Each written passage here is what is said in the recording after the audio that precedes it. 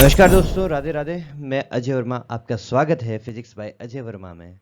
आज हम पढ़ेंगे ज्यामिति का एक इम्पोर्टेंट पार्ट, मिरर फॉर्मूला, बोले तो दर्पण सूत्र। दोस्तों, जो ये दर्पण सूत्र है, ये एक रिलेशन है बिंब बोले तो ऑब्जेक्ट की दूरी, प्रतिबिंब बोले तो इमेज की दूरी, और फोकस दूरी के मध्य। इस रिलेशन से आप, यदि आपके पास बिंब की दूरी उपस्थित है पोल से और फोकस दूरी उपस्थित है, तो आप प्रतिबिंब का निर्माण कितनी दूरी पर हो रहा है पोल से, कितनी दूरी पर आपकी इमेज बन रही है, किस साइड पर बन रही है, वो आप ज्ञात कर सकते हैं। ये रिलेशन हमारे लिए काफी इंपॉर्टेंट होता है।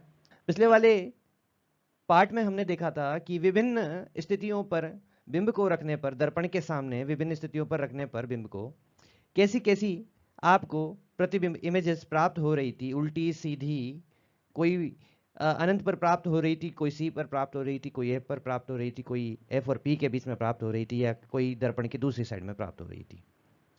तो हर बार हमारा रेखा चित्र बनाना तो मुमकिन नहीं हो सकता, इसलिए एक सिंपल एंड शॉर्ट तरीके से इसको सोल्व करने के लिए दर्पण सूत्र का इजाद हुआ। और वो कैसे हुआ, वो डेरिवेशन कैसे हुआ, वही आज हम जानेंगे यहाँ पर। ठीक है दोस्तों, हम इसके लिए ज्यामिति के नियमों का कुछ इस्तेमाल करेंगे, वो देखेंगे हम आगे वाले पार्ट में। दोस्तों, यहाँ पर मैं एक अवतल दर्पण लेता हूँ। अवतल दर्पण जैसा कि आपको सामने दिखाई दे रहा है, अवतल दर्पण पर एक पॉइंट है पोल, उस पॉइंट से एक मुख्य अक्ष निकल रही है और उस मुख्य अक्ष पर ही फोकस है और सेंटर ऑफ कर्वेचर मौजूद है। दोस्तों, 6 स्थितियां थी अवतल दर्पण की। 6 स्थितियों में किस प्रकार से इमेज बनती है मैंने आपको बता दिया है। इन 6 स्थितियों में से एक स्थिति लेता हूं मैं यहां पर डेरिवेशन के लिए। अनंत और सी के बीच की दूरी, अनंत और सी के बीच की स्थिति, जहां पर मैं अपने बिंब को रखता हूं। बिंब को रखने के बाद उसका प्रतिबिंब कहां पर बनेगा, ये हमें भी याद है। दोस्तों, यदि अगर मैं इन्फिनिटी और सी के बीच में बिंब को रखता हूं, तो एक सबसे पहले इसका नामकरण करते हैं, ए और बी नाम रख देता हूं। और बी बिंदु से अगर मैं कोई प्रकाश की किरण निकालता हूं, सबसे पहले प्रकाश की किरण होगी मेरी मुख्य अक्ष के समांतर। यदि मुख्य अक्ष के समांतर कोई प्रकाश की किरण होती है, अवतल दर्पण पर आपतित होती है, तो वो परावर्तन के पश्चात फोकस से निकलती है। तो ये परावर्तन के पश्चात फोकस से निकलती। अब एक और प्रकाश की किरण लेता हूं बी बिंदु से ही, और उसे मैं पार करवाता हूं कहां से दोस्तों, पोल से। पोल से पास करवाने के बाद जो परावर्तन होगा वो किधर की साइड होगा, कैसे होगा, वो बताता हूं मैं। दोस्तों, परावर्तन का नियम होता है कि एंगल आई बराबर होता है एंगल आर के। तो यहां पर एंगल आई और एंगल आर किससे मेजर किया जाता है, लंब से मेजर किया जाता है। तो यहां पर जो मुख्य अक्ष दिखाई दे रही है वही लंब का कार्य करेगी। तो जो आपका एंगल आई था, यहां पर जिस एंगल आई के साथ ये प्रकाश की किरण का आपतन हुआ था, उसी समान एंगल आर के साथ में इसका परावर्तन हो जाएगा। क्या हो जाएगा दोस्तों, एंगल आर के साथ में इसका परावर्तन हो जाएगा, लंब के साथ में एंगल आर बनाएगी, परावर्तन हो गया। अब ये दोनों जो परावर्तित किरणें जहां पर एक दूसरे को काटेगी, वहां पर ही क्या होगा, बी बिंदु के बिंब का प्रतिबिंब बनेगा। कुछ इस तरह से पूरा प्रतिबिंब इस हिसाब से बन जाएगा। तो आप यहां देख सकते हैं, एक तरफ बी आपका ऊपर जा रहा है, एक तरफ बी नीचे जा रहा है। मतलब बिंब का जो बी है वो ऊपर है और प्रतिबिंब का जो बी है वो नीचे है। तो इनका नामकरण मैं इस हिसाब से करता हूं, बी डैश और ए डैश के नाम से।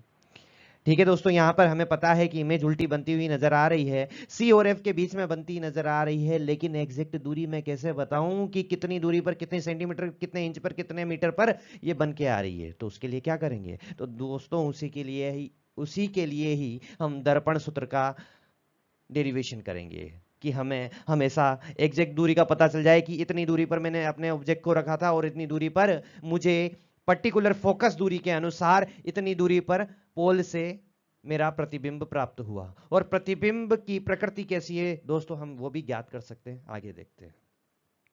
तो दोस्तों, यहां पर एक चीज आप और देख सकते हैं कि यहां पर कुछ त्रिभुज बनते हुए नजर आ रहे हैं। त्रिभुजों के नियमों की सहायता से ही हम दर्पण सूत्र का डेरिवेशन करेंगे दोस्तों। ठीक है, यहां पर जो ए बी है वो पोल से यू दूरी पर होगा, ए डैश बी डैश जो प्रतिबिंब है पोल से वी दूरी पर होगा, एफ जो पॉइंट है पोल से एफ दूरी पर होगा। मैं आपको डायग्राम में ही दर्शा देता हूं। जो बिंब की दूरी पोल से होती है उसको यू से दर्शाते हैं, यू से, और प्रतिबिंब की जो पोल से दूरी होती है उसको v से दर्शाते हैं, और f बोले तो फोकस दूरी को अपन स्मॉल f से दर्शाते हैं। ठीक है दोस्तों, आगे डेरिवेशन की बात करते हैं, डेरिवेशन पे चलते हैं। तो डेरिवेशन के लिए मैंने कहा था कि ट्रायंगल्स का इस्तेमाल करेंगे। यहां पर मैं सबसे पहले दो ट्रायंगल्स दे रखा हूं जो छायांकित कर रखे हैं मैंने, जो शेडेड कर रखे हैं, येलो कलर के दो ट्रायंगल्स दिखाई दे रहे हैं, ए डैश बी डैश एफ और एफ पी एम। दोस्तों यहाँ पे दो ट्रायंगल दिखाई दे रहे हैं आपको। ये दोनों ट्रायंगल्स यहाँ पर समरूप त्रिभुज हैं। क्या है? समरूप त्रिभुज। समरूप कैसे? समरूप मतलब दिखाई देने में बिल्कुल एक समान होते हैं। ठीक है ना? इनकी जो भुजाओं का अनुपात होता है, किन्हीं दो भुजाओं का, जैसे मैंने ए डैश बी डैश ले लिया और एमपी ले लिया, ठीक है ना, तो इनकी जो ये भुजा और इस वाली भुजा का जो अनुपात होगा किन्हीं अन्य दो भुजाओं के अनुपात के बराबर होगा। जैसे A dash F divided by F P, ये वाली भुजा के अनुपात के बराबर होगा। दोस्तों हमेशा याद रखना, इन डेरिवेशन में ये वाली जो दूरी होती है हमारे किसी काम की नहीं होती। जो दो दूरियां जो इंपॉर्टेंट है, ये वाली है खड़ी दूरी, ये वर्टिकल वाली, और हॉरिजॉन्टल वाली, ये साइड वाली बिल्कुल मत लेना भाई साहब। ठीक है ना? वर्टिकल और हॉरिजॉन्टल दूरी से ही मतलब होता है हमें यहाँ पर। और अगर आपको दर्पण सूत्र करना है तो उसमें सबसे इंपॉर्टेंट रहेगी ये हॉरिजॉन्टल वाली दूरी, क्षैतिज पर जो उपलब्ध है। ठीक है दोस्तों, अब समरूपता के सिद्धांत का इस्तेमाल करेंगे। सबसे पहले समरूप सिद्ध करें कि भाई साहब ये एक जैसे हैं या नहीं। तो एक जैसे सिद्ध करने के लिए तीनों एंगल बराबर करने पड़ेंगे। तो आप देख सकते हैं ये वाला 90 है और ये वाला भी 90 होगा। यदि ये एंगल 90 है तो ये वाला भी 90 होगा। दोस्तों यहाँ पे आप हैरान मत होइएगा कि इसका जो लंब गिरेगा यहाँ पे होना चाहिए, और इन दोनों पॉइंट के बीच में तो कुछ दूरी होगी। जो दूरी होगी ना P, और यहाँ पे जो पॉइंट होगा उसको हम नगण्य मान लेते हैं, तो उस पॉइंट को हम P मान के चलते हैं एक तरीके से।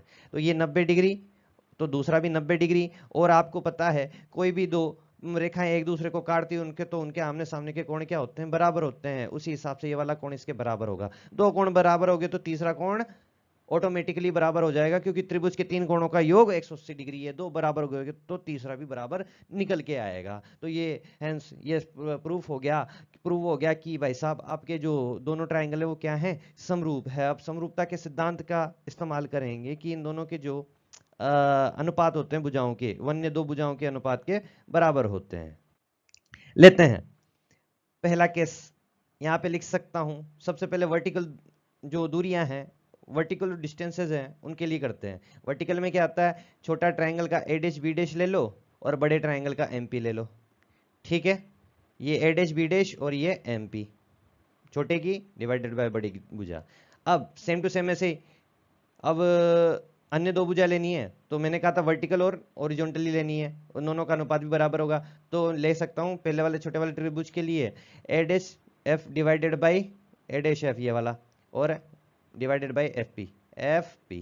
ये पहली वाली आपकी इक्वेशन तैयार है। दोस्तों यहाँ पे ध्यान देने वाली बात है, जो ए बी जो दूरी है वो एम पी दूरी के बराबर होगी। क्यों? क्योंकि यहाँ पर क्या बन रहा है? एक रेक्टेंगल बन रहा है। रेक्टेंगल में आमने सामने की भुजा बराबर होती है, तो मैं लिख सकता हूँ एम पी बराबर A B.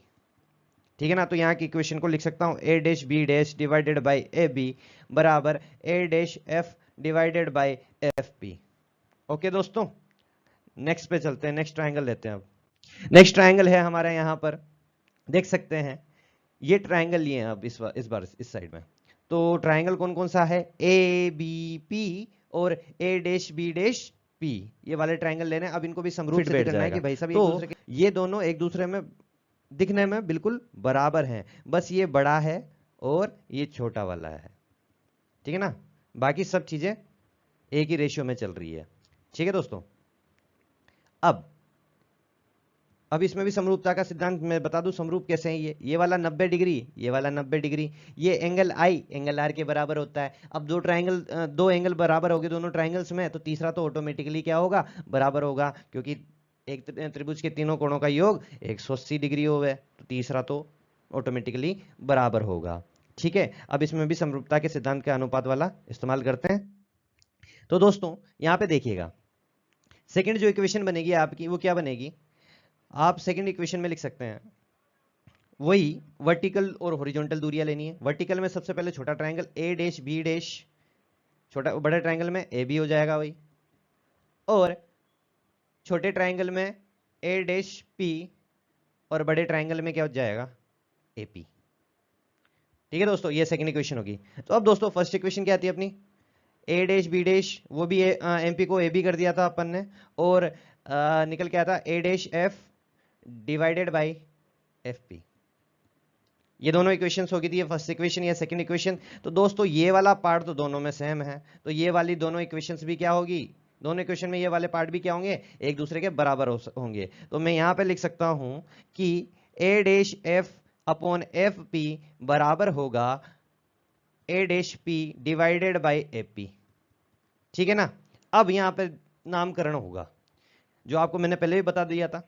A dash F, दोस्तों ए डैश एफ, अभी इसको बाद में करते हैं, सबसे पहले ए डैश पी।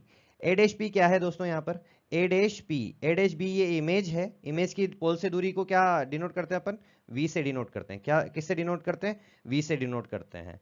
और ए पी, ए ऑब्जेक्ट की दूरी है पोल से, तो उसको यू से डिनोट करते हैं, यू से। ठीक है ना, ए पी यू हो गया।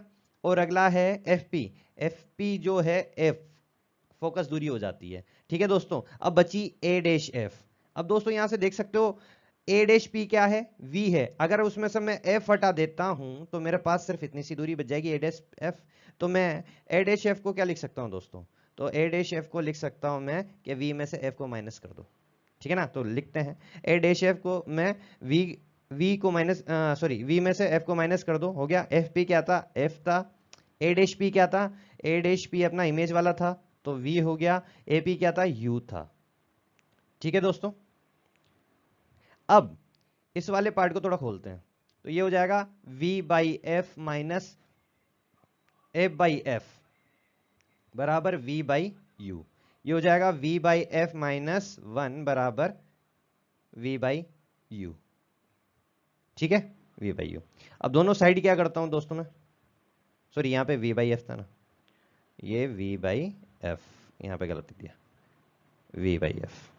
ठीक है, दोनों साइड क्या करूंगा, 1 बाई वी से मल्टीप्लाई कर दूंगा। 1 बाई वी से मल्टीप्लाई करते तो इसमें v से v चला जाएगा और इधर ये गुणा हो जाएगा, तो यहाँ का v जो था वो कैंसिल हो जाएगा, यहाँ पे रह जाएगा 1 by F minus 1 by U V, ये गुणा हो जाएगा और यहाँ पे बच जाएगा 1 बाई यू ओनली।